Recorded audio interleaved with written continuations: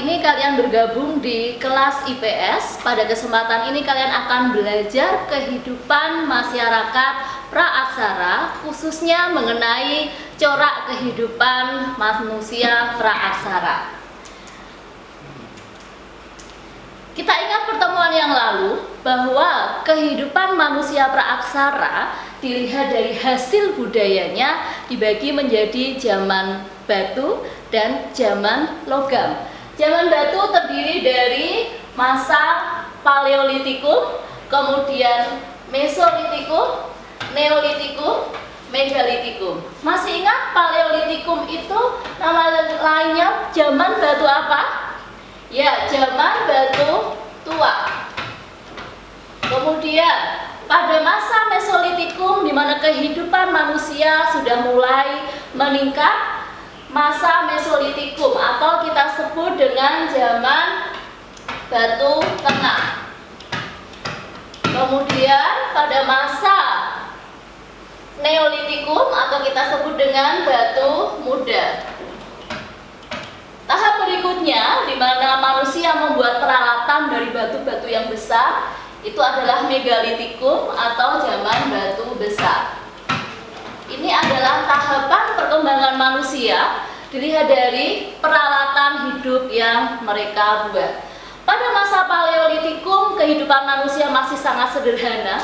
Mereka membuat peralatan dari batu yang masih kasar, dari tulang-tulang binatang buruan, dan dari berbagai batu-batuan yang ada di sekitarnya. Mereka belum mampu membuat peralatan ini halus. Mereka menggunakan begitu saja untuk melakukan aktivitas dalam hidupnya. Tahap berikutnya, manusia sudah bisa memikirkan bagaimana peralatan hidupnya itu lebih bisa membantu aktivitasnya, yaitu zaman Mesolitikum. Zaman ini sudah ditemukan gua-gua tempat mereka tinggal, dan ada berbagai macam lukisan di dalam gua-gua yang mereka tinggali. Masa Neolitikum, zaman batu baru, manusia sudah mampu berpikir bagaimana membuat peralatan hidup dari batu itu dihaluskan, dibuat untuk memudahkan aktivitas hidupnya. Dan zaman Megalitikum, di mana peralatan terbuat dari batu-batu yang besar.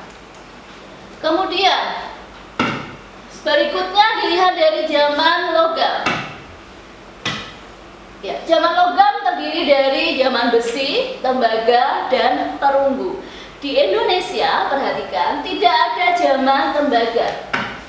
Mengapa tidak ditemukan tembaga? Karena di Indonesia tidak ditemukan artefak. Ingat, artefak merupakan peralatan hidup manusia.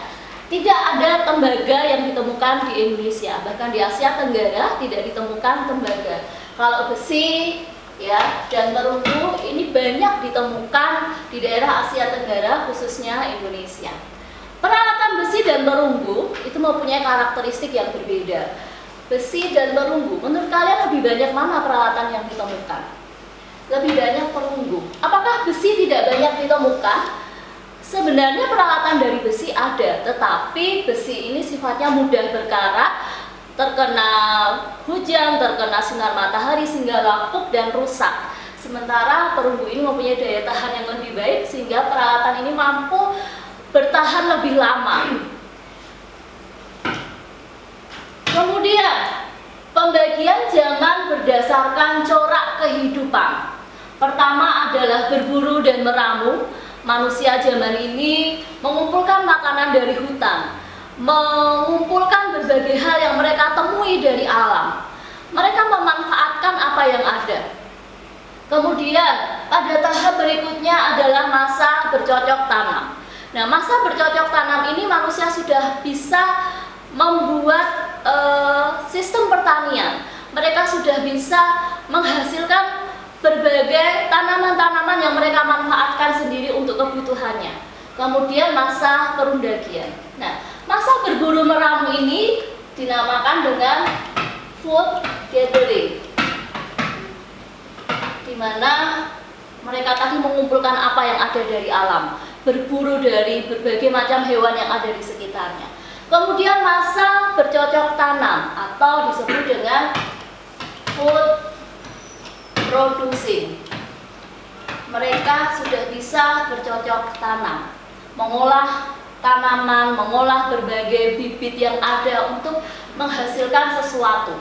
Kemudian masa perundagian atau disebut dengan masa pertukangan, di mana mereka menghasilkan peralatan dari logam. Mereka mempunyai berbagai keahlian pembuatan peralatan hidup dari besi dan dari perunggu. Kemudian ini adalah masa berburu dan meramu. Kalau dilihat dari gambar di sini, mereka hidup masih berpindah-pindah. Berpindah-pindah itu namanya apa? Nomaden. Mengapa mereka berpindah-pindah? Karena mereka masih tergantung pada alam. Mereka mengandalkan apa yang ada pada alam. Ketika lingkungan di mana mereka tinggal itu sudah tidak aman, sudah tidak ada sumber daya alam yang bisa mereka manfaatkan, mereka akan pindah ke tempat lain bersama rombongan keluarga besarnya. Kemudian, ini adalah peralatan yang mereka pakai, masih berupa batu-batu yang sangat kasar, belum dihaluskan. Batu serpih. Ya, peralatan yang disebut dengan batu serpih. Kemudian ada peralatan yang terbuat dari kapak genggam, kemudian dari tulang, ya, kemudian berbagai peralatan dari batu-batu, ya. Ini gunanya untuk menggali umbi-umbian, kemudian untuk memotong, kemudian untuk menguliti hewan buruan. Masa bercocok tanam. Nah, pada masa ini mereka sudah hidup secara menetap atau disebut dengan sedenter.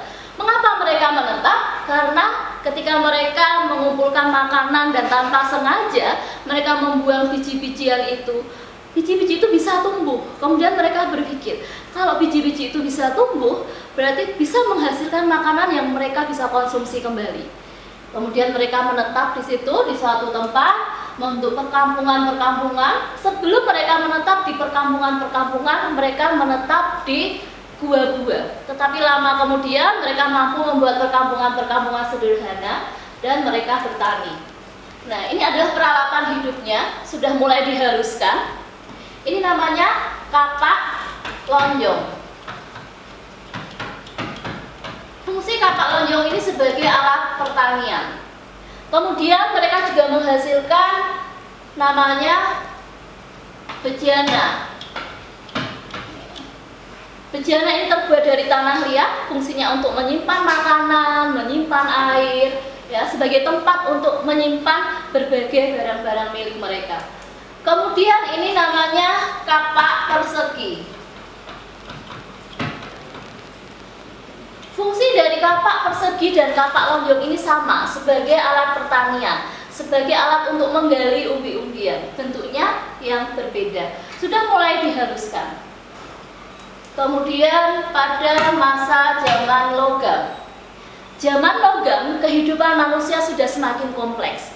Mereka tetap melanjutkan pertanian mereka dengan sistem yang lebih baik lagi, dan mereka menghasilkan berbagai peralatan dari logam.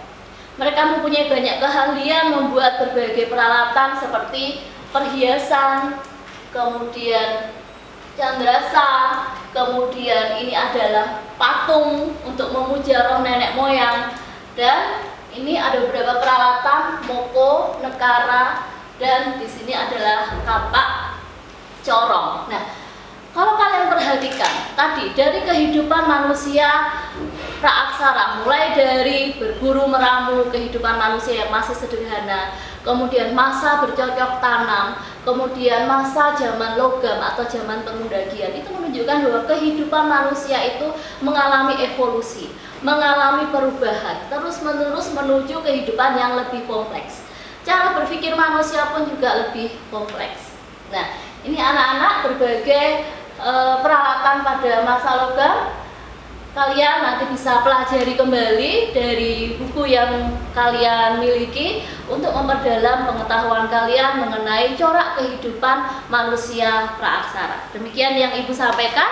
Ibu berharap ini bisa membantu kalian dalam memahami materi ini. Terima kasih.